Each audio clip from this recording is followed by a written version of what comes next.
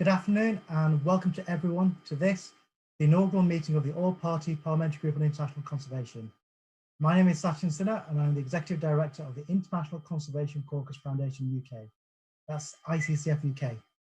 We're part of the wider ICCF group, which supports caucuses in 16 countries spanning North America, Latin America, Europe, Africa and Asia.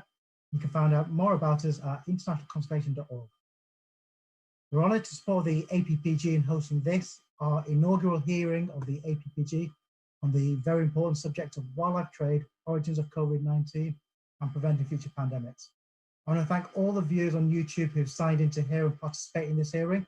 Please do use the chat to discuss issues and ask any questions you may have. We'll be sure to pass them on to the chair, Barry Gardner MP, who will ask the speakers on your behalf. I'd like to hand over now to Barry, who's the founder and co-chair of the APPG, and he will chair the session. Barry, over to you. Sachin, thank you very much, and welcome to everybody who's joining us now on YouTube. I think our inaugural meeting could not be more topical than it is. And I'm delighted that today we have so many international experts joining us in both our sessions. The first hour with an academic degree of excellence that is quite astonishing.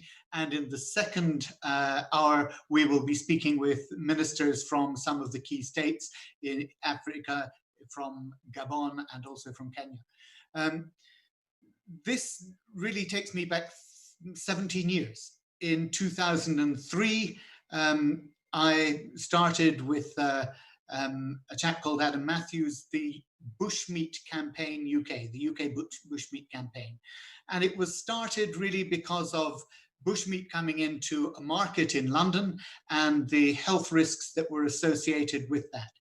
And I recall taking it to the Food Standards Agency at the time. It was fairly newly founded at that stage. And being looked at very quizzically by them, that this really was not an important thing that I should be bothering them with. Since then, we've had some major studies. Andrew has been involved in one, I think now 12 years ago, Andrew, in which you said bat viruses are increasingly transmitting from person to person, and some people are worried that, like influenza, these viruses may mutate and become the next big epidemic or pandemic disease. Well, that was 12 years ago. How prophetic your words were then. And actually, there's another nice synergy in today, in that welcoming Eleanor Milner-Gulland, Professor Milner-Gulland, because you, I believe, were at Imperial College with Adam Matthews' wife, Lizzie Boakes, who you would know then, Lizzie Matthews. And so I'm delighted to welcome you, Professor Milner-Gulland, as our first speaker today. If you would like to start off, we will do each of the speakers in turn. They're going to speak to us for 6 or 7 minutes, and then we will go into questions and discussion thereafter with all of them as a panel. So, Eleanor, if you'd like to start for us, thank you. Hi, well, thank you so much for inviting me. My name's E.J. Milner-Gulland. I'm Tasso Leventis Professor of Biodiversity at the University of Oxford. I'm also a trustee of WWF UK and the chair of the Darwin Expert Committee that evaluates applications to the UK government's Darwin Initiative. And I've worked on wildlife trade issues for 30 years to understand the motivations of both hunters and consumers in Asia and sub-Saharan Africa, and to design effective conservation interventions. So when we consider the relationship between wildlife trade and pandemic disease, we need to realise there are 3 imperatives which are being confounded sometimes in the public debate. There's public health, animal welfare, and conservation. And these overlap, but not entirely. And I would also add that there's a 4th imperative, which is the rights of some of the poorest people on the planet who depend on wildlife for their livelihoods. And I would also say from the start that on all of these counts, using wildlife is not inherently worse than using livestock. Although the evidence about the origins and transmission of COVID-19 is murky, dangerous viruses have passed from wildlife to humans in the past, and generally through an intermediary host, which could be a wild or domestic animal, So possibly bat to civet to human in the case of SARS, bat to camel to human in the case of MERS, bat to pig to human for Nipah virus, sometimes directly like Ebola, going from primates. So we do need to think about the wildlife trade from a public health perspective. However, the wildlife trade is very varied, which means that it's unwise to make generalizations such as to ban all commercial wildlife trade. It covers the entire range of animals and plants and situations. So it goes from the sale of crop pests like cane rats in village markets in Central Africa to large-scale global illegal trafficking of endangered species like pangolins. And it's widely framed as an unambiguously negative force for conservation. But just as one example, if we hadn't had commercial trade in wildlife, we probably wouldn't still have the southern white rhino on this planet. So wildlife markets have been pinpointed as being particular hotspots of zoonotic disease risk. And there is evidence of markets being implicated in novel pathogen transfer to humans like SARS, virus in the market. Wildlife sold in markets around the world for a range of different reasons and not just for consumption. And much of the wildlife that's sold in Chinese markets, for example, is actually farmed. And ironically, this is a trade that boomed in response to the disease risks from intensively farmed poultry. So we also need to remember that trade is not the only way that zoonotic disease is spread from animals to humans. So several high-profile pathogens have come into humans due to close proximity between wildlife and domestic animals. And the classic example is Nipah virus in Malaysia, which came from bats via pigs in an area where the bats' forest habitat had been destroyed for agriculture. The other thing to think about is that messaging that links wildlife trade to public health can have unintended consequences. So, for example, in the 2013 to 16 Ebola outbreak in West Africa, the promotion of a ban on bushmeat hunting and consumption as a core part of public health messaging backfired. And this caused additional mistrust in authorities and impeded the public health response because it conflicted with people's own experience of transmission risk and led people to suspect that there were hidden motives. So we have a project at the moment which happens to be funded by the UK government's Darwin Initiative based in the Jar Reserve in Cameroon, which explores the challenges for local people of switching away from bushmeat hunting. So just for one example, in a village near the river, local people said fishing might be an alternative to hunting, but only at certain times of year. So they didn't know what to do at other times. So my main message to you today is to beware of simplistic sweeping policy prescriptions like banning the trade in wildlife for consumption, which sound really appealing. I hope I've illustrated some of the pitfalls. So how could the UK government contribute? I should start by saying that the UK government has really shown a lot of leadership in this area over the last few years. But here's some more ideas. So firstly, with markets. And the key danger for public health from the wildlife trade is when there's a wide variety of dead and living domestic and wild animals crowded together in unhygienic and stressful conditions in markets. And this is also an animal welfare issue, and it can have conservation implications depending on the species. So encouraging and supporting governments to crack down on unhygienic illegal practices within markets would have multiple benefits. From a conservation perspective, the illegal international wildlife trade is substantial, it's lucrative, it's often unsustainable. And many governments have already implemented bans on trade in high-risk species, but they don't have the capacity to enforce these. So a continued focus on providing resources and capacity so that governments can improve compliance with their existing laws would be very helpful. But overall, I think there's a need for situation-specific risk assessments that look at all four dimensions, which is public health, conservation, animal welfare, and human rights and livelihoods. So just for some examples, bats are often implicated in zoonotic disease, and banning the hunting and the sale of bats, therefore, would be a really precautionary move with public health and conservation benefits. The trade in grey apes, as another example, is of major conservation concern and potential public health risk via Ebola, and is already illegal, and so enforcement is required. A more nuanced example is wild waterfowl, widely sold in markets alongside domestic poultry in some parts of the world, presenting a potential pathogen risk that needs to be managed through strong hygiene and welfare standards. However, on the other side, the trade in farmed bullfrogs in China is of major economic benefit. It supplies meat that might otherwise have come from intensively farmed domestic animals, may have little public health or conservation risks, so maybe that's okay to continue with careful monitoring. So I hope that what I've said has been useful. I look forward to any questions or points of clarification. Thank you. Thank you, Professor. You presented a very clear overview of the key pillars in terms of public health, animal welfare, conservation, and the welfare of Indigenous peoples and their well-being. And I'm sure we want to pick up many of the themes that you've explored there, particularly about the PRAMS aspects. If we could now ask Professor Andrew Cunningham to present his views to us as well. Thank you. Yes, I'm Andrew Cunningham, and I have been working at the Zoological Society of London, initially as veterinary pathologist, and for the last 20 years as wildlife epidemiologist since 1988. And I work mainly on disease threats to wildlife conservation, but that does bring me into the realm of wildlife diseases that also threaten people. So the world is undergoing a global public health crisis following the zoonotic emergence of COVID-19. But this has occurred at the same time the planet is undergoing a biodiversity extinction crisis is not a coincidence. Biodiversity conservation and safeguarding public health are inextricably linked through a range of complex ecological and socioeconomic pathways.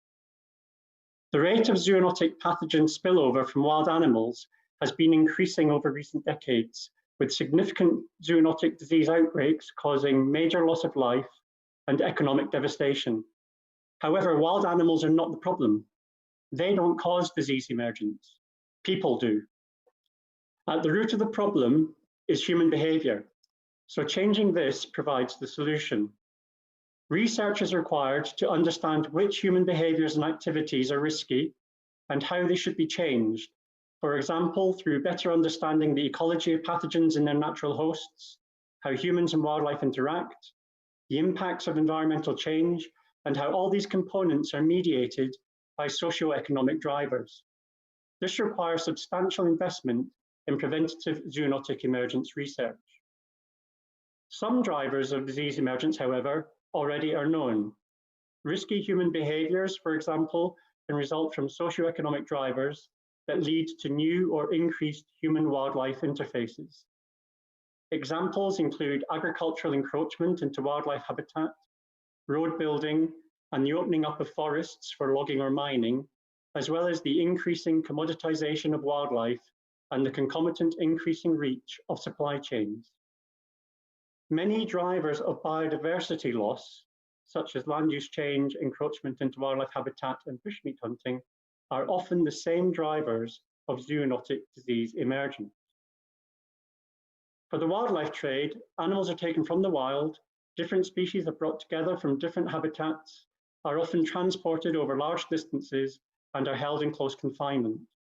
Between capture and slaughter, they are stressed and immunosuppressed and are increasingly likely to excrete whatever pathogens they harbor, while also being increasingly vulnerable to infections they might not naturally encounter. The holding of different animal species in these conditions thus exposes them to novel pathogens, and if a new species is successfully infected, this facilitates the emergence of pathogen mutants and the likelihood of zoonotic emergence, particularly for diseases caused by RNA viruses. RNA viruses have a greater propensity than other types of pathogen to mutation and hence to adaptation to new hosts. COVID-19, SARS, MERS, Ebola, Marburg, AIDS, Nipah, and Hendra are all examples of recently emerged zoonotic diseases from wildlife that are caused by RNA viruses. Now a pandemic, COVID-19 has an estimated case fatality rate of around 1%, although the data on this are poor. This represents a major threat to public health, and the scale of the societal challenge must not be underestimated. But our continued exploitation of the natural world exposes humanity to some much more dangerous diseases. Ebola, for example, kills around 50% of those infected, and Nipah virus around 60%. Around 260 viruses from 25 viral families in mammals and birds are known to be zoonotic. Yet it is estimated that in these hosts, there are around 700,000 viruses from these high-risk viral families with zoonotic potential that have not yet been discovered. Each time zoonotic infection occurs, there is a chance that the virus will mutate to become better adapted to human transmission. Zoonotic diseases can emerge from virtually any animal species, but high-risk taxa appear to be non-human primates, bats, and rodents.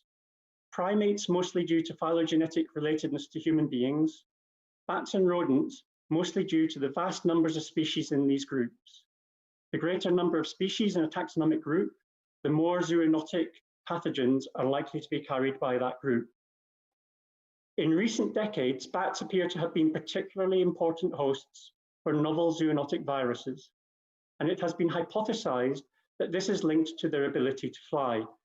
And for the members of the APPG, I've detailed these hypotheses in my written statement. Also in my written statement, I have suggested initial solutions to help reduce public health risks associated with the wildlife trade. And these I put under the headings of reducing the range of global supply chains, reducing the taxonomic reach of the wildlife trade, reducing bridging host opportunities, and reducing other conditions that predispose to pathogen spillover. Research into the drivers and factors underlying zoonotic spillover and emergence has been hugely underfunded over the years, despite events such as the emergence of COVID-19 having been predicted by disease ecologists for at least the past 20 years.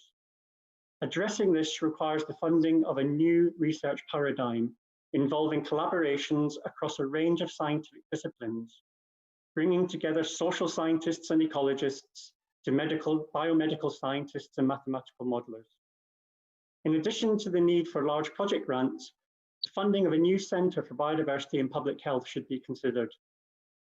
The UK already is a world leader in the environmental and medical sciences, but there is a need to physically bring together this range of scientists to develop a unique platform to ensure such a research paradigm develops for the long term, including increasing national and international capacity through the training of postgraduate students. Such a centre is important as it would fill a gap in our national science infrastructure and would ensure that any increase or redirection of science funding into the area of zoonotic emergence is not just a knee-jerk flash-in-the-pan response to the COVID-19 pandemic, but has the longevity required to make a difference. Thank you. Andrew, thank you so much. I love that bit where you say wild animals are not the problem. They don't cause disease emergence, people do. And it really is about how we manage what we do. And the way you set it out, I think is really quite superb, very, very helpful to us. Particular, I think members in the questions will probably want to pick up on some of the suggestions that you made in the written submission as well. And I'm sure that Thea and I will certainly want to explore that when we come around to the question time. And the idea of a new centre for biodiversity and public health, I think to absolutely focus the investment and the attention and the research that is needed here is a really fascinating one, and I hope something that we will be able to take forward in the recommendations that we make from the group. So now if I can come to Dr. Sue Lieberman, who's Vice President of WCS for International Policy there. Thank you so much for joining us. And again, thank you for the submissions that you made ahead of time, which have been absolutely fascinating and really helpful to get our politicians' head around the issues.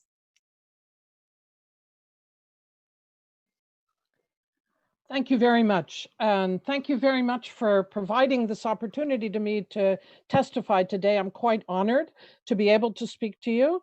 And I've been working for more than 30 years at the intersection of science and conservation policy with a great deal of experience on wildlife trade and trafficking. I'm speaking to you from just outside Washington, D.C. I know I have the wrong accent here, though my daughter and granddaughters live in London and are British citizens, so we'll take it that I have some ability to address you today. I have submitted written comments which are more detailed. I want to build on what's been said by other speakers and note that commercial wildlife trade, particularly in live animals, involves the capture, transport, and containment of these animals, causing stress, injury, sickness, and compromised immune systems. And these stressors inhibit the animal's immune responses and enhance the shedding of pathogens. The stress leads to increased excretions, all of which facilitates shedding new viruses and disease transmission. The live wildlife trade brings together species from many different geographies into close contact with people and domestic animals. And wildlife is traded at markets, such as the market in Wuhan, but others in Asia, Africa, and elsewhere, that are vast industrialized centers, cramming thousands of live animals from hundreds of species, along with thousands of domestic animals. These markets are basically active cauldrons of contagion. You could not design better conditions for the emergence of new diseases. And as pointed out in a publication in Science just this week, we must eliminate direct close contact with wild animals to prevent the next coronavirus zoonotic disease. I also note that the profits generated from the commercial trade in wildlife, particularly in live wildlife, are negligible in comparison to the tens of trillions of pounds of economic devastation we are seeing today. That devastation extends across the globe, including where ecotourism and wildlife-based tourism have collapsed, with severe economic, social, and conservation consequences. A major factor driving these spillover events is the loss of natural boundaries between people and wild ecosystems. The most proximate thing that needs to be done today is to end the commercial collection, trade, and marketing of wildlife for human consumption, particularly birds and mammals where the risk is greater. And I stress, I'm not talking about all wildlife trade, but wildlife trade in markets for human consumption.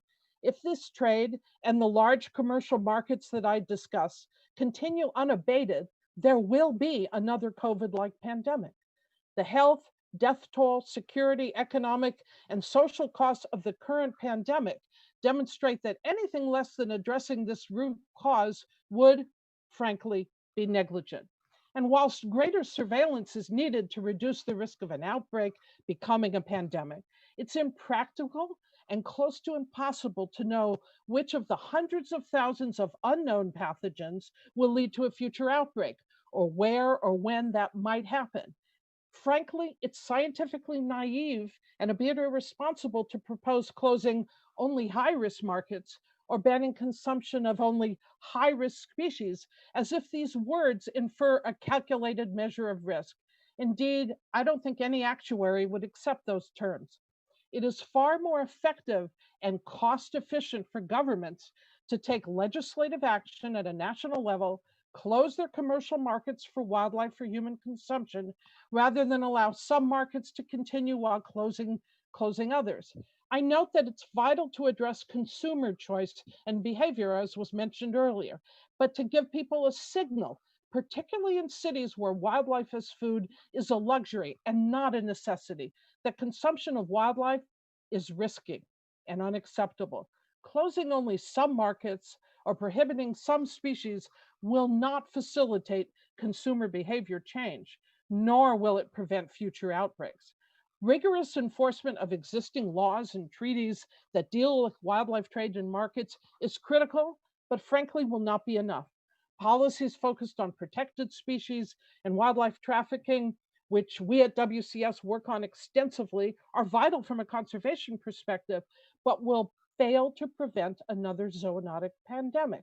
I stress that a virus is agnostic as to whether a host animal is from a threatened species or a common species, came from a farm, came from the wild, or was legally or illegally obtained. Rather, a new paradigm is needed if we want to avoid another pandemic. I want to stress that these recommendations do not at all pertain to subsistence hunting by indigenous peoples and local communities for their own household consumption. The use of wildlife for consumption indeed should be limited to the needs and rights of indigenous peoples and local communities for whom hunting is a cultural and a subsistence value. But once an animal enters a commercial supply chain, the risk of viral emergence and transmission increase dramatically. And it's the commercialization, especially in urban areas, that poses a significant risk to global health and security. In fact, the increasing incidence of these spillover events is a symptom of our disruption of the very health and integrity of our planet. As the intactness of natural ecosystems is increasingly degraded by expansion of commercial and industrial activities into wild places, these wildlife-human interfaces where zoonotic spillovers increase significantly will increase. In terms of what we would like to recommend to the UK, I see this as an opportunity to lead in this time of crisis. Diplomatic and programmatic efforts are needed to stop the trade for human consumption, close markets, and the consequences of that. Of course, other actions are needed, including efforts to protect intact ecosystems, ensure disease surveillance, and epidemic preparedness. But some actions that could be taken by the UK respectfully include promoting ending the commercial trade in wildlife for human consumption, closing the markets with the caveats I've mentioned. I also note that several countries, including China, are taking strong steps to close their markets, and we recommend that the UK support and encourage those efforts in any country. I note that although health risks posed by commercial wildlife markets are more than illegal wildlife trade, it's vital to continue efforts to combat that. The UK has been a fantastic global leader in combating wildlife trafficking, including assistance, partnerships, hosting of 2 global summits that I've been honored to attend. And we suggest that mechanisms such as the UK Illegal Wildlife Trade Challenge Fund be used also to support efforts to countries to close their markets and trade. In closing, we have other recommendations in our written submission. We have to all now work together to ensure that what we are experiencing never happens again. I urge you to take strong, bold action so that our children and their children never again face such a pandemic. And if strong action is not taken to stop the commercial trade in wildlife for human consumption and closing the markets, then COVID-19, unfortunately, will not be the last such pandemic. Thank you very much, and I look forward to answering any questions you may have. Susan, thank you very much. Well, there we have a very stark choice confronting us. You've talked about the loss of natural boundaries, capture, transport, and stress, and a feature that was picked up by our other 2 presenters, the stress that animals have in reducing their ability to cope with pathogens and increasing the likelihood of transmission in these markets. That's no doubt something we'll come back to. I was interested also that you picked up on what I think was the 13th National People's Congress decision on the ban of illegal wildlife trade and elimination of unhealthy habit of indiscriminate wild animal meat consumption for the protection of human life and health, which the Congress passed on February the 24th this year, obviously in response. And whilst it's good to see that happening, I think a coordinated international effort is something that we need to explore, and it'd be very interesting to get people's take on that. And that leads us very nicely, John, into yourself and your remarks. I mean, all of us have admired your work over many years with CITES. You have that hands-on experience of administering one of the most important conventions, the CITES convention. But of course, it is about trade primarily. It's not about public health. And I know the work that you've been doing to try and broaden its capacity to invade those new areas. But perhaps you can take that up in your remarks also. So John, over to you. Great. Thank you very much, Chair, for that generous introduction. I'm going to address all of those issues. And thanks for the invitation to join you today. I really appreciate it. And thank you also to our very good friends at the ICCF. The COVID-19 pandemic has reminded us in a devastating way of the interconnected nature of things, most particularly between economies, the environment, human and wildlife health and welfare. But our international laws, programs and funds do not yet reflect this reality. And that's also largely the case at the national level. The most likely explanation for COVID-19 is that the virus jumped from bats to humans, perhaps via another animal such as a pangolin at a wet market in Wuhan. Now, while no firm conclusions can yet be drawn, the links between wildlife and previous epidemics and pandemics are well known, as are the conditions that make spillover from animals to humans more likely. And we've just heard from some wonderful experts on these issues. The risks are real and the stakes are high. Risk to public health through wildlife-related zoonotic diseases can come from unregulated, regulated, and illegal wildlife trade. And we need to draw on experts, as you've done so well today, to identify the wildlife markets, the trade and the consumption that poses a health risk, so that we can focus our efforts where they are needed most and avoid any unintended consequences. The international regime for regulating wildlife trade and combating wildlife crime is inadequate for regulating wildlife trade, markets, and consumption that pose a risk to health, as well as for ending wildlife crime. Left as it is, our system is not going to prevent the next pandemic. It could, in fact, be raising our potential exposure to zoonotic diseases that can spill over from wild animals to people. Now, as you've said, Chair, these are challenging global interconnected issues.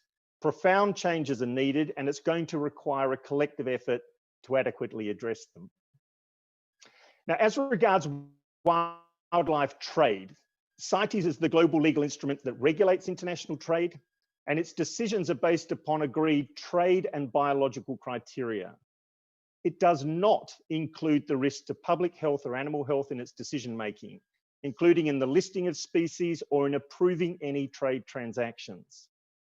For example, pangolins are listed under CITES, but horseshoe bats, along with many other bat species, are not.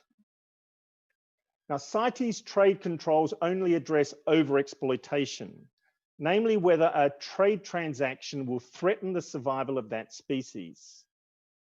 And CITES' narrow focus on overexploitation was sound when the convention was negotiated back in the early 1970s, but it cannot be sustained in a post-COVID-19 world. Today, we need to take a One Health approach to wildlife trade. Now, at the present time, as we've just heard from Sue and others, some states are taking stricter domestic measures to ban wildlife trade, markets, and consumption.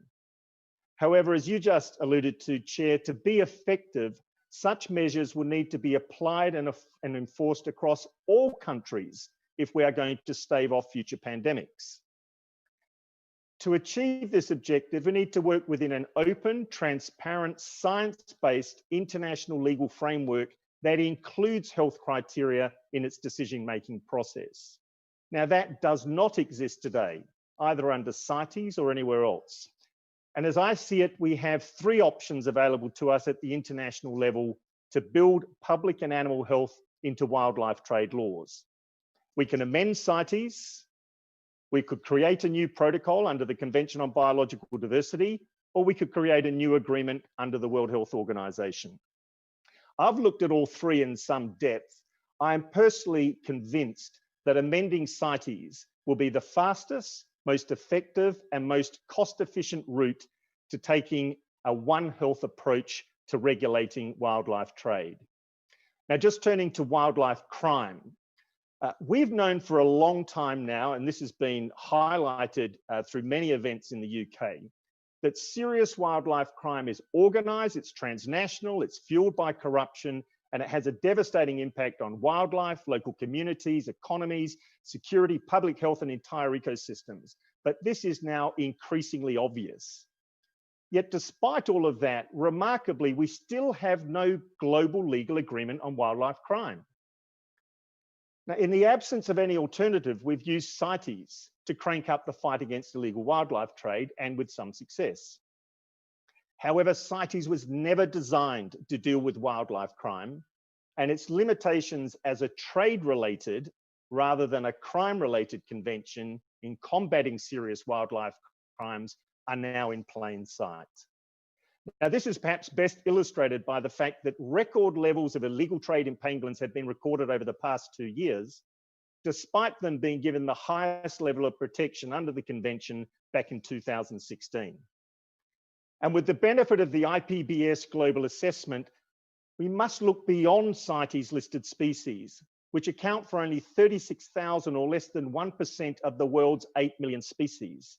And we need to use the law to help countries stop the theft of all of their wildlife, plants and animals, terrestrial and marine, not just those species that are on the brink of extinction. Chair, we must finally grasp the nettle with wildlife crime and put combating serious wildlife crimes where it belongs. We must embed it into the international criminal law framework. And this can be done via a new protocol to the UN Convention Against Transnational Organised Crime, as has been done for other serious crimes.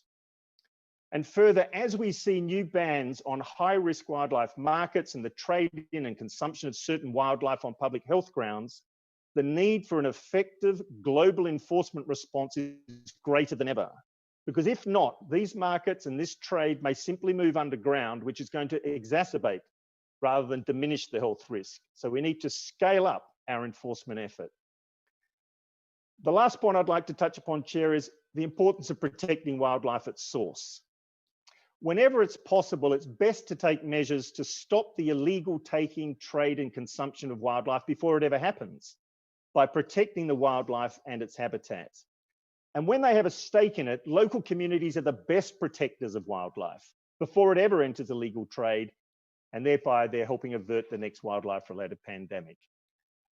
We need to focus our collective efforts around large-scale, long-term commitments to wildlife-rich places that are included in protected areas or other effective area-based conservation measures where they can deliver multiple benefits. And when they're well managed, these areas provide security for people and wildlife. They bring about stability, law and order. They create the conditions needed to attract tourism, secure the carbon, combat poaching, protect biodiversity, and create decent local jobs in remote areas. And I've seen this for myself in multiple countries, including most recently in the DRC, in the Garamba National Park. And this is the proposed approach by Germany through its Legacy Landscapes Fund and the UK through its Biodiverse Landscape Fund. They've both taken this approach, which is really welcome, but the funding is limited. Chair, today we better understand the multiple benefits of nature conservation, yet these benefits are not sufficiently recognised by health, development or security initiatives or their financing. And as the benefits of effective nature conservation extend well beyond wildlife, so too must the sources of financing. Chair, I believe if we are able to take these sorts of actions, we will be well placed to avert the next wildlife-related pandemic. But if we do not act boldly now to institutionalize the changes that are needed to laws and funding and programs, I fear we may find ourselves back in the same place in the not too distant future. Thank you again for the invitation to address you. It's much appreciated. My brief remarks are supplemented by certain reference materials that have been sent on to the ICCF and are hyperlinked through my written record of these remarks. Thank you again, Chair. John, thank you so much. And it's really good to have that perspective brought into the discussion, and particularly the focus on wildlife crime and the need to understand that the closer prevention is to source, the more likely it is that we can combat this in that way. I think you certainly won the prize in the submissions that came in beforehand. At one point, I thought there were more footnotes than there was text, but it was great. It was just super reading, again, more stuff for our questions and answer session. Look, I don't want to dominate the question and answer, so I want first of all to. I've got a question from Pauline, our colleague in the House of Commons. But before I go to Pauline, I just wanted to ask my co-chair if she wanted to kick off this part of the session. So, Thea. Thank you very much, Chair, and that's a fascinating panel, so thank you very much. Professor Cunningham, I just wanted to pick up on your points. You spoke about establishing a new centre for biodiversity and public health, bringing together these experts from behaviour scientists, veterinarians, amongst others. But my question is really, does this establishment or model already exist anywhere else in the world? And what are the current models in the UK or elsewhere that you would say are closest to this model? And secondly, if we had such an institute, would it have been able to prevent COVID-19 if indeed it is from zoonotic transmission?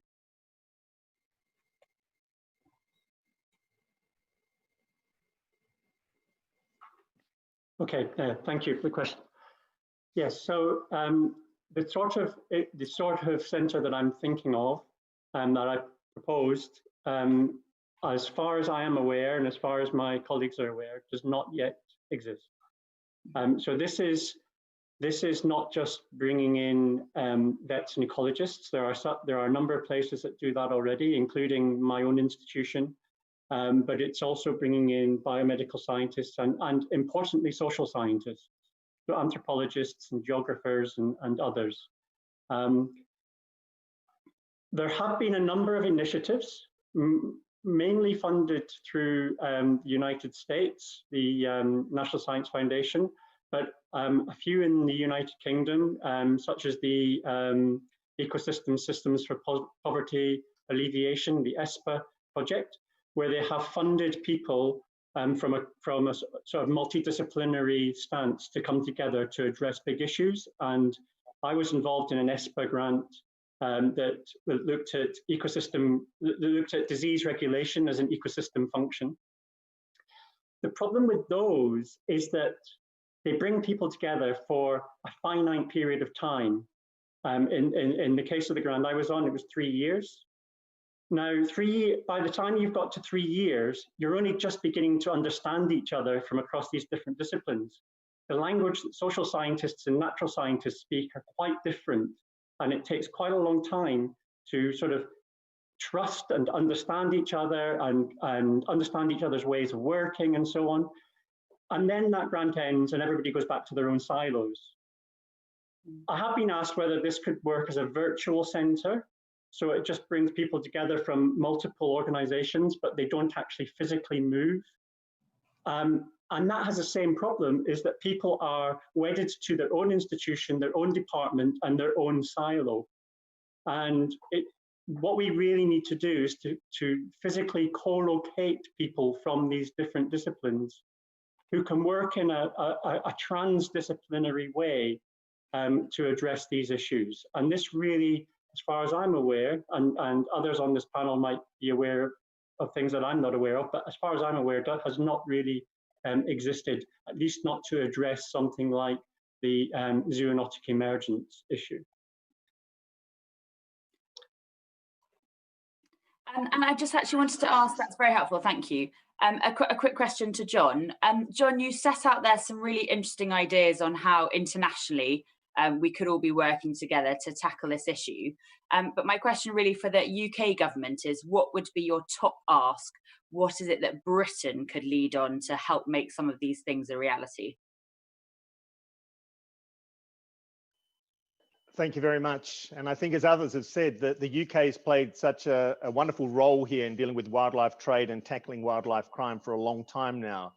But I would say that there are the three issues for mine. The first is that we need to take a One Health approach to wildlife trade.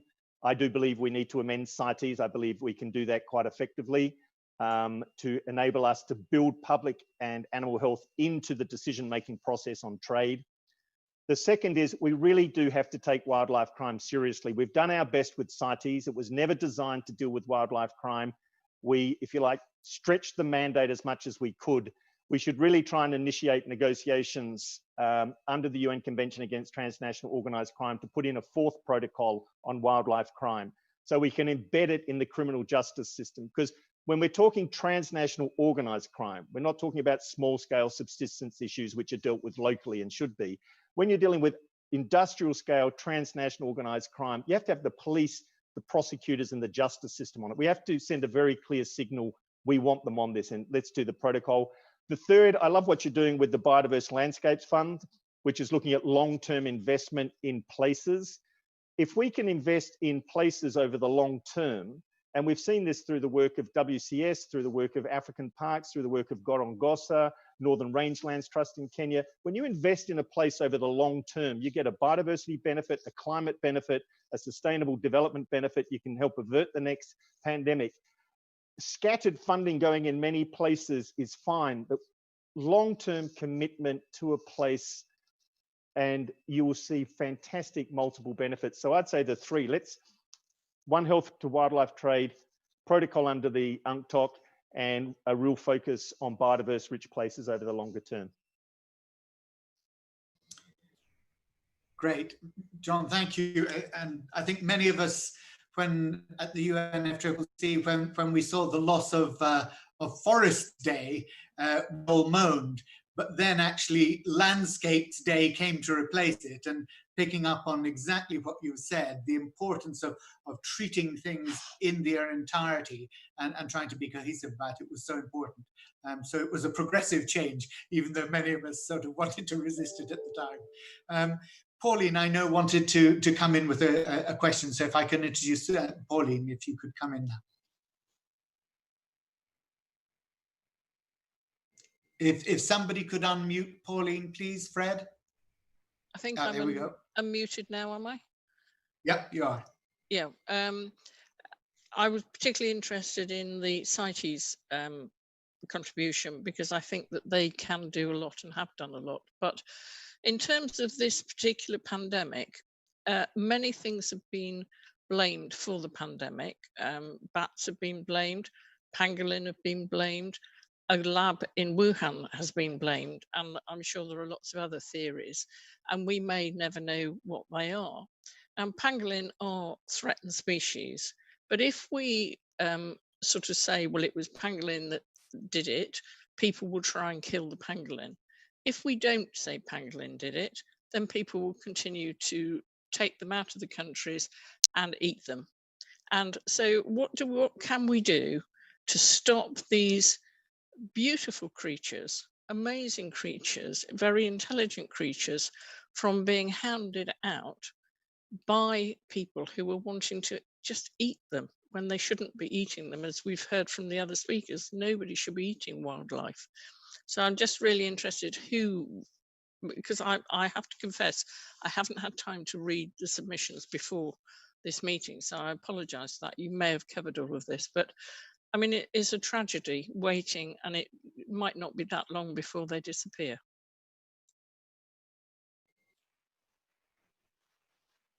Who would like to take that? It was, I think, directed at John, but it's equally open to any other of our panelists, I think. And it does touch on something that I think we should perhaps try and clear the ground about, and that is definitions of what constitutes wildlife, what constitutes wet markets. What are we actually talking about here? And I know in some of the submissions, people had talked about the importance of getting those definitions right and getting clarity, because otherwise we can, are we talking about, in the UK, people eating red deer, for example, or pheasant or partridge? People don't know clearly what the definition of wildlife is when we're talking about that. So, but Susan, I saw you nodding. Are you happy to take up this? And also EJ, yes, thank you. Yes, I'm happy to respond. I don't have to go before EJ. I just was waving my hand. A couple of points. And in terms of pangolins, yes, they're endangered. The 8 species are endangered. They're listed on CITES Appendix 1. But CITES implementation and prevention of the illegal trade is only as good as its implementation by individual governments. Therefore, it is important to work with countries on enforcement and provide the necessary assistance to those countries who want to improve their enforcement and their intelligence-based law enforcement. I agree very strongly, John Scanlon, that we need to look at scaling up intergovernmentally the approach to wildlife crime. This is clearly wildlife crime, and we need to approach it, whether it's through the UN Convention on Transnational Organized Crime, etc. But CITES is not going to be the sole answer to that. So I think the answer to your question is we have to look both at the markets, and by closing markets for human consumption, it will have a major impact on the illegal pangolin trade, but also scaling up the enforcement efforts at the borders of importing and exporting countries. I would like to note as well, though I do agree with John on a One Health approach. We can't look at this just from a wildlife silo or a public health silo. We need to look at this in a very, very integrated manner, or we're not going to prevent another pandemic. Personally, and John and I have had this conversation, I think that amending CITES is not probably the most efficient or quick way to do this. CITES looks species by species, and this is the solution here, as I articulated, is not a species by species solution, but last time CITES was amended, it took 30 years for that amendment to enter into force. We don't have 30 years to do this, but I'm happy to work with anyone who wants to talk about strengthening CITES. But there's nothing in there about wildlife health. But to answer your questions on pangolins, I think by the UK scaling up, and it's already doing great work to assist countries with enforcement, there also has to be, such as China closing its markets, there have to be efforts in countries at social marketing as well, combined with enforcement. Just education's not enough if it's not combined with enforcement as well. But I'd be happy to discuss that with you further. Thank you. Yeah, if I could bring EJ in here, and Susan, before I do, just to make sure there was no pun intended when you talked about the pangolins scaling up. There have been 206 tons of pangolin scales recorded by CITES in the past 3 years alone. And probably more that's not recorded. Yes, that was a quite unintentional pun. Thank you. But I think I'd like to see a contrapuntal here, because Susan, you're very firm on you've just got to ban these markets. EJ gave very good examples of where actually it had been counterproductive. So I'd be really interested in seeing how EJ frames this as well. Yeah, thanks. Thanks for giving me a chance to respond. And I'd just like to echo that I agree with John's view on the kind of large-scale biodiverse landscapes that give sustainable livelihoods to rural people. Pangolins is a really good example of the complexities that I was talking about earlier, because the ban on wildlife markets in PRC actually doesn't include pangolins because they're seen as medicinal and not as meat. And actually you can buy legal pangolin scales in China from pharmacies, and that is continuing. So pangolins don't count if you're talking about consumption of wildlife for human consumption of the type that Sue's talking about. Pangolin meat is consumed in places like China, Vietnam, and across Asia, but it's consumed for tonic reasons. So it's a complex thing, and that's why just saying banning meat for consumption doesn't really work.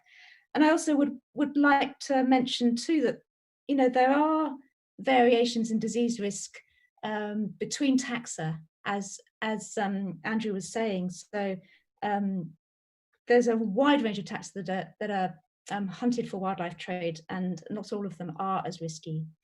And the other thing I think is when we're talking about rights and livelihoods, we should move beyond indigenous communities using wildlife for subsistence, because bushmeat hunting is done both for subsistence and for income. It's one of the few sources of cash income that people have. We've probably got 1 billion people who are dependent upon trade in wildlife for their incomes. And so the human rights element goes beyond just indigenous people using it for subsistence. And I think this is where, going back to what John was saying, biodiverse landscape funds that allow people to get benefits in a way that is meaningful for them is really important. Thank you very much. I've got a couple of questions that have come in from our YouTube audience, which I'd just like to put into the mix. One is from Zach Smith. there's no gold in the middle of that, so it's not our Environment Minister, I'm afraid, but it's a Zach Smith. And he said, Mr. Scanlon mentioned amending CITES. What time frame does he think is reasonable for such a process? And also from Mr. Ornstein, I think on the back of that, saying, would a CITES WHO Memorandum of Understanding be valuable, for example, to inform WHO about wildlife trade issues? Thank you very much, Chair, and thank you, Zach, for the question.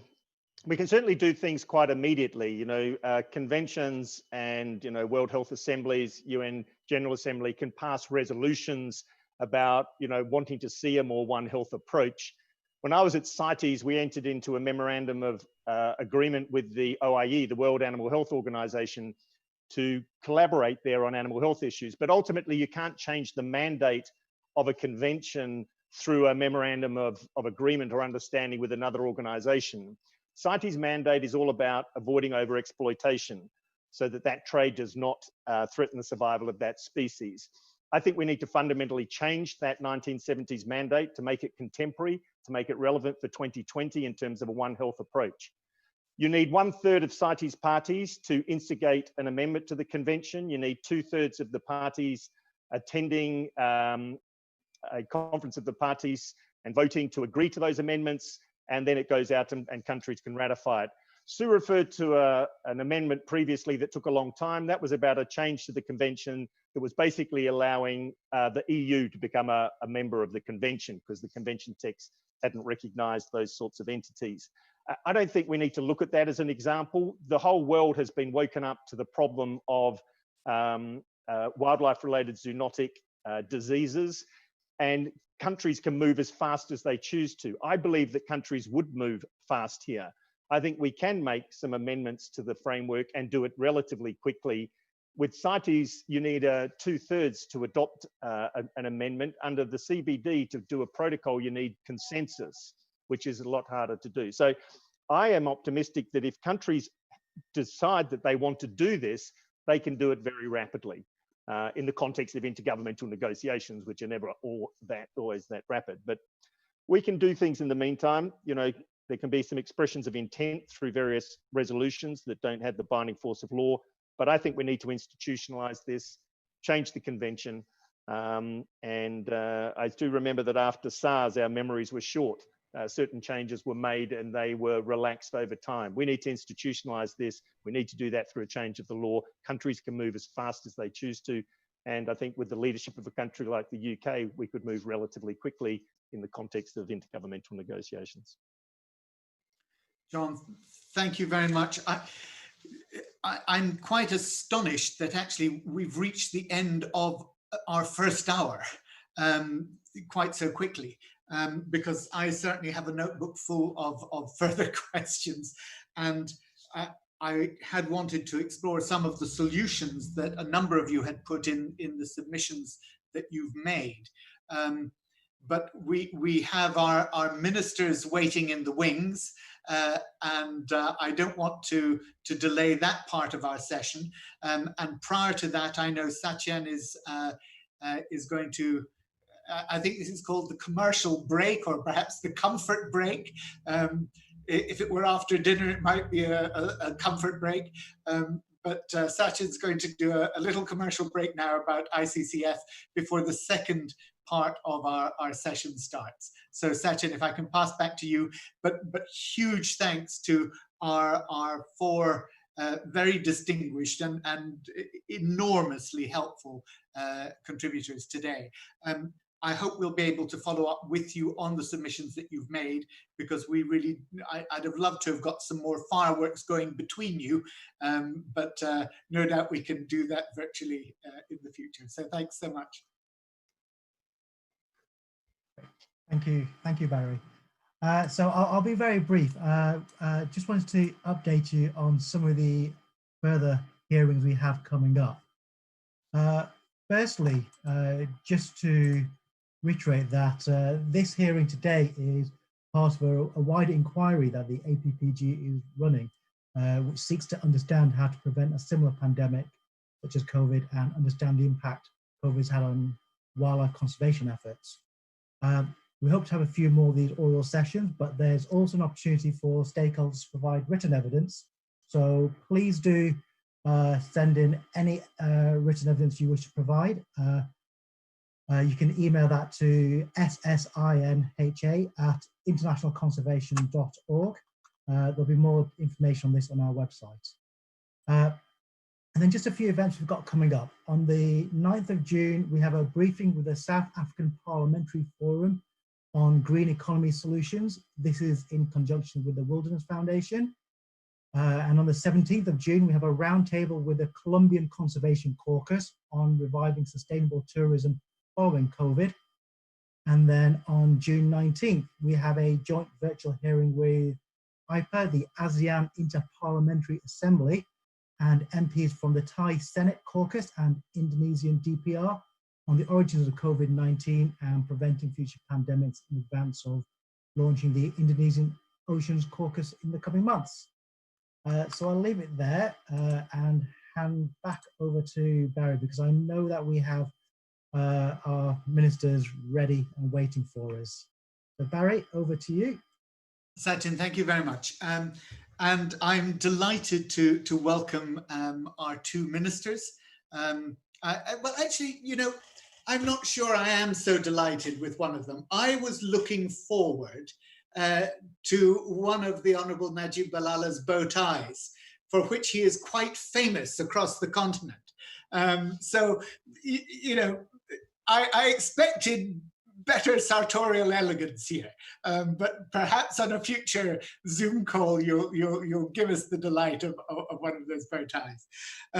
But we have two very distinguished ministers joining us now, and I want to introduce, first of all, Najib Balala. He's the Cabinet Secretary for Tourism and Wildlife in the Republic of Kenya. He has the citation I have in front of me says he's been voted best tourism minister in Africa. It's too much to read out, but we're delighted, sir, that you can join us, and look forward to what you have to say. And then subsequently, I'll introduce His Excellency Lee White, who is the minister in Gabonese Republic. But first of all, if we could hear from you, and then I'll move over to Minister White. Thank you very much, Honorable Barry Gardner. Thank you very much for inviting me here. I know John and Mr. Lee. Thank you very much, Suzanne. And yes, it's a privilege to be here and to be invited here today. Definitely, this is a very important time and unprecedented time, because we have been faced with challenges that we haven't seen before. It's not just about health, it's about economy as well. So we have been affected badly during this period. And unfortunately or fortunately, it's a lesson we have to learn and find a way how to be resilient, much stronger, both economically and both health-wise. The interlinks between conservation, wildlife, and tourism has always been very strong. We in Kenya, our tourism was growing by double figures. And also it is 10% of our GDP, 11% of our formal employment in our economy. So also is the one that feeds conservation. Without tourism, we have no conservation, because we've changed our model of conservation from hunting to the old style to tourism and photography and conserving wildlife. That has been key for us. So we have done well so far. We have 23 national parks with 26 reserves. And then we have established nearby to be the buffer zone for community conservancies of almost 160 conservancies, community conservancies. So this is a huge, almost 6 million acres of land under community conservancies. 48% of the land mass is government state parks, and then the rest, which is almost 8% again, is community conservancies. We want to achieve, we are currently almost 22% total under conservation. We want to achieve a 30% land mass for conservation. So that is our target. So we are committed, we have been pioneers of conservation and wildlife conservation, particularly. Kenya has always been in the forefront. In fact, we are very dynamic and active during CITES meetings. John is a witness here before. Yeah, so issues of CITES, issue of illegal trade, issue of poaching, issue of trade of wildlife is key and very important to our livelihood as Kenyans. But more importantly, we know we are with the custodian of this heritage, not for ourselves, but for the world. So it is important for us to make sure that things are in order. So the pandemic has really affected not only tourism, our economy. Our economy was growing by 6% of the GDP. Now it's revised is 1.5% of the GDP. And we are not too sure yet because we are still under lockdown. We have now 2 months of almost lockdown, Nairobi, Mombasa, the key areas. We have curfews from 7 to 5 in the morning. Yeah, but again, everything has been affected throughout the value chain. Without tourism, there's no revenue. KWS employs 6,000 people in the KWS structure, which is Kenya Wildlife Service, the government state parks. And the Kenya Wildlife Service is the custodian of all wildlife in the country. And it is that one that is accountable on wildlife. So it is a very important institution. Its budget is about $80 million annually. Their revenue, which is they generate 60% of the budget, it's almost to zero because 85% of their revenue comes from tourism and park entry fees, foreign park entry fees. So that is a major, major loss. Again, we have then the conservancy, the community conservancies, which is, like I said, 160 of them, employs over 3,500 rangers alone. These are scouts for taking care of wildlife in the front line. Again, they're vulnerable. Again, they depend on tourism, high-end tourism, and now that high-end tourism is not there, and a bit of donor funding from different organizations. Unfortunately, everything has almost stopped. For the first time in history, the government of Kenya has come with a stimulus package to support conservancies, community conservancies. They have allocated $10 million last week to support at least the rangers in the conservancies. So the vulnerability of these front lines should not be exposed. Again, support another $10 million to Kenya Wildlife Service to make sure, again, they are not exposed to the enforcement of the law all over the country.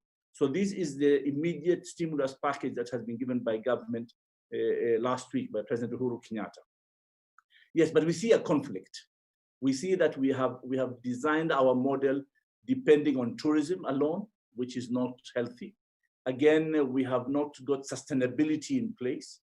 I think we had a webinar meeting with the wildlife stakeholders, and we talked about a wildlife endowment fund. So created so that we don't have to just depend on park entry fees or enterprises, but also we can have sustainability in funding. So those were good ideas we brought into place using technology, because the challenges are huge. We have human-wildlife conflict. We have poaching, and touch wood. So far, we have managed how to tame poaching. In fact, I'll give you the figures of endangered species. Elephants. 2017, we had 80 elephants poached. 2020, in the last 4 months, we have only 5 elephants poached. So the numbers are good. In rhinos, in 2017, we had 9 rhinos poached. Since January to today, we have 0 rhinos poached because our anti-poaching program is working. We are very strict with our rangers and all over the country in issues of penalties, but also in issues of civic education and security. But also, we are now vulnerable. We are exposed because the whole institutions in terms of financing is become weaker. So we need to find a different model of how it works in terms of financing, in terms of management, in terms of conserving our heritage through technology and other means. So these are the things that we feel is important. But the challenges are still there. They're major challenges. Bushmeat, illegal bushmeat is on the high rise. Again, the issue of human-wildlife conflict, issue of space for wildlife. There's competition between agriculture and wildlife. and then decline of other species, not endangered species, because endangered species are well secured. So these are things that we really want to resolve. But most important thing is to bring ownership by the people. The people should realize that this heritage is theirs. It's not for foreigners to come and take pictures. They must feel the benefits of this heritage. So these are the challenges we have. Unfortunately, since the pandemic has happened, yes, everything has stopped, but also we have learned lessons. Probably we need to review the issue of wildlife trade, both legal and illegal. I think the wet markets are crucial. I appreciate what China has done, shut it down immediately. But why temporarily? We should shut it down permanently. These are the things that we should do. Then the illegal trade of ivory. I know the UK has done great by shutting the domestic market, but European Union has not shut the domestic market. Japan has not shut the domestic market. If those markets still exist, we are vulnerable in Africa for our ivory. So we need help from everybody to be committed. This trade is not viable anymore. We must shut it down. And let's realize that it's not just about business. It must be also the heritage that we are going to lose if we allow these markets to continue. So yes, wet markets are crucial. And I want to say that we commit as Kenya, full cooperation with any international collaboration to halt the illegal trade anywhere and to penalize the criminals. So there is a need for the collaboration internationally to make sure this trade must stop, both legal, the illegal one in terms of ivory and the wet market, but also I think this is a lesson we should learn. The wet markets must be closed because they might be the cause of the pandemic. So Your Honorable Chair, thank you very much. And I want to thank ICCF, both UK, but international, for all the support we have got. We have good partners all over. The beauty about Kenya, we have a very vibrant wildlife conservation movement here. We have over 150 NGOs work in this sector. And huge resources come to this sector. And government is in the front line in guiding. We have a new government policy in terms of conservation. We have a national strategy, which we established 2 years ago. It's a national strategy for 2030, how we are going to transform the conservation sector and wildlife particularly. So we are in the forefront in terms of the legal framework reforms. And we are partnering with all our stakeholders in the country. Thank you very much. Excellency, thank you so much. You've given us a fascinating overview of the real challenges that Kenya is now facing as a result of the COVID crisis. Talked about the interlinkage between biodiversity and wildlife and tourism. Really good to hear the support that you've given to KWS, the $10 million that's gone into that. And I'm sure there are many aspects of what you've said that we'll want to pick up and feed into the discussion when we come to that stage. I'm going to move straight over to introduce Minister White.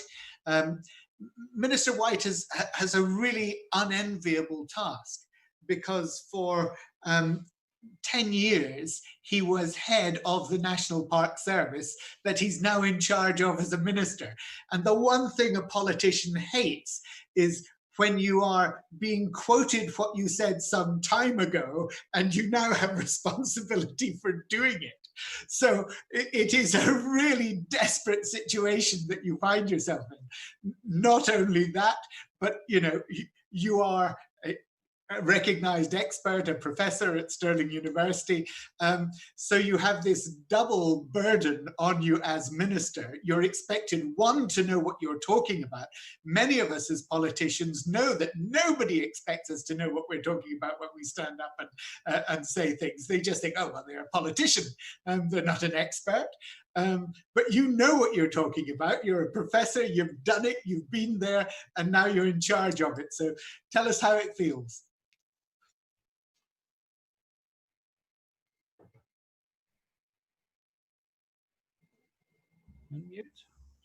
There we go. Yes.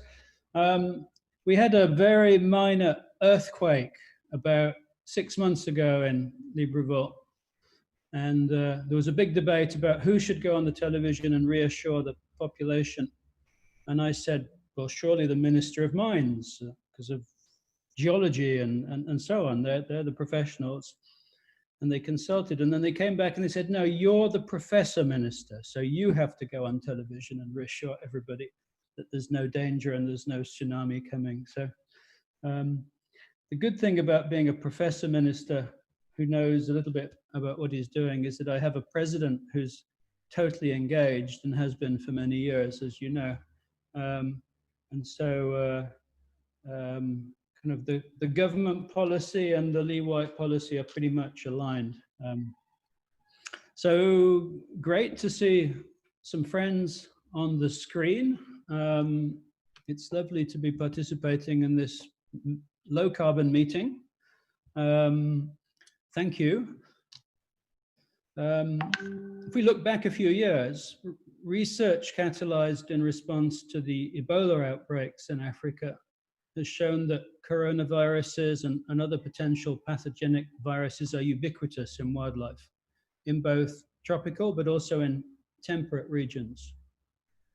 Mostly that's not a concern for the general public, but when wildlife species that don't usually mix are brought into contact, viruses can jump hosts and recombine into highly pathogenic novel forms. We think of SARS, MERS, and now the current novel coronavirus. The animals carrying the new virus must then be in contact with humans. With the current pace of human disruption of ecosystems, we have a perfect storm. The conditions are in place for this chain of events, which has been rare in the past. Gabon's government has invested heavily in an environmentally proactive manifesto. We have an emerging ecotourism market, which of course is severely affected by the current travel bans. One of our flagship projects is great ape viewing, habituated gorilla tourism. And in addition to the drop in tourism, we're also faced with difficult decisions regarding staffing and securing our projects on the ground due to the high risk of transmission from humans to apes. Loss of our habituated great apes would be both a conservation disaster and a serious economic setback to the developing viable tourism revenues. However, we are hopeful that with careful planning and some short-term support to weather the economic shock, our ecotourism industry will recover from the current situation and remain an attractive option for development. The small scale of our current operations protects us from major hardship. So I really feel for Kenya, where tourism is 10% of the economy. In Gabon, it's something that's fairly new. We're developing tourism.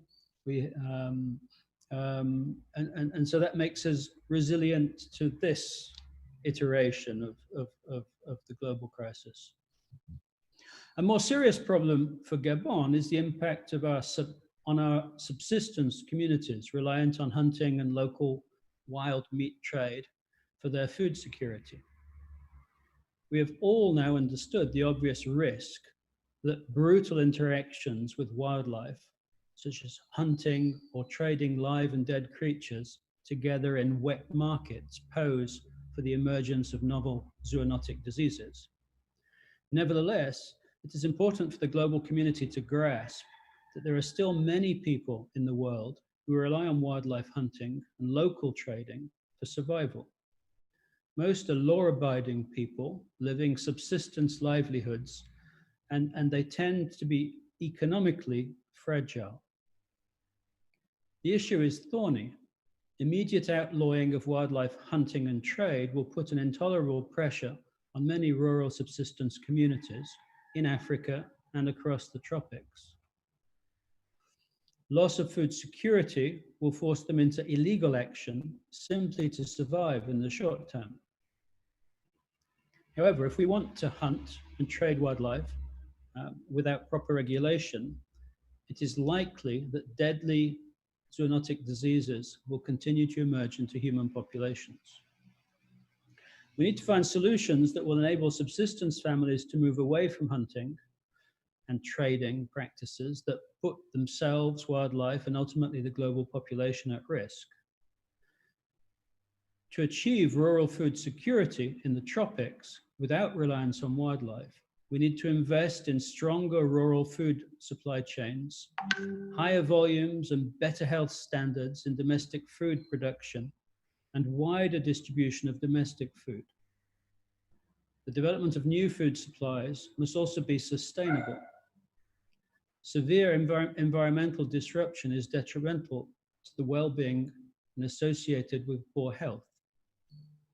Whether or not associated with viral emergence, degraded environments facilitate diseases through lowered water quality, lowered air quality, prevalence of vectors such as rodents and mosquitoes. Environmental degradation erodes our natural capital, reduces our ability to diversify our economies in sustainable ways, and increases the burden on our public healthcare. It is not a road that we want to take. But improving sustainable and environmentally safe domestic food production will take time. Before viable new systems are in place, we need to ensure communities who rely on subsistence hunting are using practices that safeguard public health, their own and everybody else's. We can start by identifying high-risk species whose hunting and critically trading should be banned. We can revise our framework regulating legal hunting and ranching to promote sustainability. We can support communities to engage in management planning and regulation of local markets. We can act to diversify rural incomes away from reliance on the sale of hunted meat. We can engage in public awareness campaigns in urban areas to make consumers aware of the risks. We can improve public health standards for domestic meat production, making it a safer alternative to wild meat, and we can work harder to eradicating illegal trafficking.